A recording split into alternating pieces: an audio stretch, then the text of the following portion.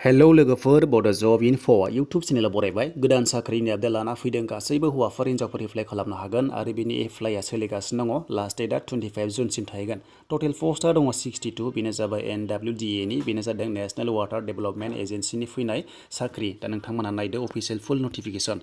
दा जों वेबसाइटआव फैग्रोनोसै सिगाङावनो दा माबोरैहाय एप्लाइ खालामगोन नोंथांमोननो खिथालांखानोसै गिबियाव नोंथांमोना रेजिस्टार खालामनांगोन आरो जुदि खालामाखैबा बिनि उनावसो आइडि मोननानै नोंथंमोनाहाय एप्लाइखौ खालामनो हागोन दा बेहाय नोंथांमोना नैबेहाय थुबानो जाबाय रेजिस्टाराव दा बेखौ जोङो दोनथ'दिनि दानिया जों नायनोसै फैदो अफिसियेल नटिफिकेसन आरो नोंथांमोना अफिसियेल नटिफिकेसनखौहाय डाउनलड खालामनानै नायनो हागोन डिसक्रिपसनावहाय आं लिंकखौ होबाय दा जों नायनोसै फैदो मारै एप्लाइ खालामनांगौ नोंथांमोना क्वालिफिकेसन बेसेबां नांगौ गासैखौबो नुजोबसिगोन बेवहाय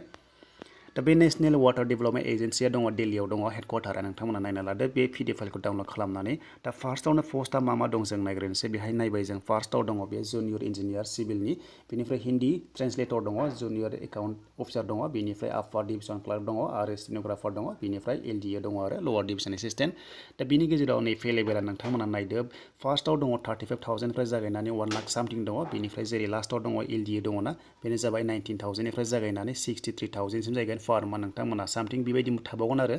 दा बेनि गेजेराव पस्टआ नै रिजार्भेसन दङ नोंथांमोना ST वाइस बिदि कास्ट वाइस मोनदों दा बेहाय ST आव 00 नुदोंब्लाबो नोंथांमोना आनरिजार्भआव एलिजिबल जागोन आरो क्वालिफाइड जायोब्ला जुदि नाम्बारा मोजां मोनोब्ला दा बिनि गेजेराव नोंथांमोना बेखौ नायना लादो माखासे स्क्रिनशट खालामना लादो बेसेबां भेकेन्सि दङ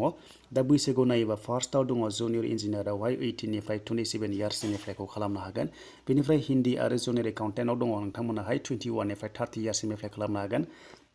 बेनिफ्राय सिरियल नाम्बार 4, 5, 6 आवहाय 18 निफ्राय 27 इयार्ससिम एप्लाइ खालामनो हागोन नाथाय ST फ्रा 5 इयार्स बाराब्लाबो एप्लाइखौ खालामनो हायो जेरै 30 निफ्राय 35 इयार्ससिम एप्लाइ खालामनो हागोन आरो दा बेखौ मिथिबाय बिनिफ्राय जों थांनोसै फैदो दा बेहाय बुंदों लोगोफोर भेकेन्सिया बारायनोबो हागौ खमायनो हागौ होनना बुंदों नोंथांमोननि जितु जेब्ला केन्डिडेटफ्रा बेसेबां एप्लाइ खालामगोन बुरजा खालामदोंबा बिनि भेकेन्सिया बारायनायनि चान्स दङ दा बेनि नेम अफ दा पस्ट वाइस नोंथांमोना क्वालिफिकेसन नायदो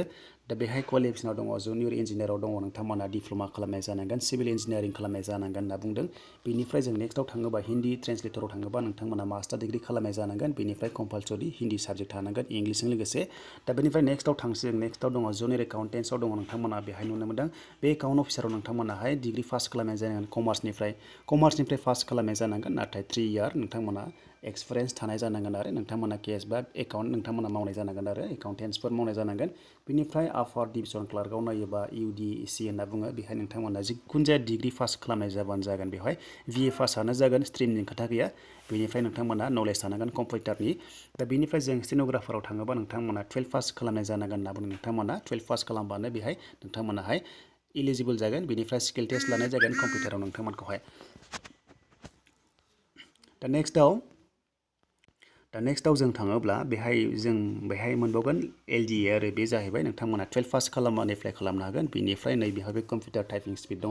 बेनो जाबाय 35 वर्ड्स पार मिनिट नोंथांमोना लिरनांगोन इंलिसावबा नाथाय हिन्दीयावबा 30 वर्ड्स नोंथांमोनाहाय लिरनांगोन आरो बेनिफ्राय नलेज अफ कम्पिउटार नोंथांमोना थानाय जानांगोन दा बेनि अनलाइन एप्लाइआ स्टार्ट जाबाय एबा जागासिनो दङ लास्ट डेटआ 25 जुन आरो एग्जामा माब्ला जागोन नटिफाइड होगोन बिथांमोना नटिस होगोन बेनिफ्राय फिस दाननांगोन ST फ्रा नै 500 फिस नोंथांमोना दाननांगोन बाखि जेनेरेला 840 दाननांगोन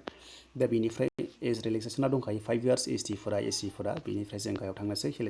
सेलेक्सन क्राइटेरियाफ्रा नै बेहाय दङ नोंथांमोना PDF फाइलखौ फरायजोबदो गासैखौबो डाउनलड खालामनानै आं होखाजोब्बाय बेनिफ्राय हाउ टु एप्लाइ होनोबा जोङो फार्स्टआवनो जोङो रेजिस्टार खालामनांगोन खिन्थाफिनखाबाय सिगाङावनो बेनिफ्राय जोङो इमेल ID नोंथांमोना होथारनांगोन इमेल ID फन नाम्बार होनांगोन ओमफ्राय बेनि वेबसाइटखौ आं नोंथांमोननो होबाय डिसक्रिपसनाव चेक खालामदो दा वेबसाइटखौ जोङो नायोब्लानो बेहाय नुनो मोनदों बेनो जाबाय www.nwda.gov.in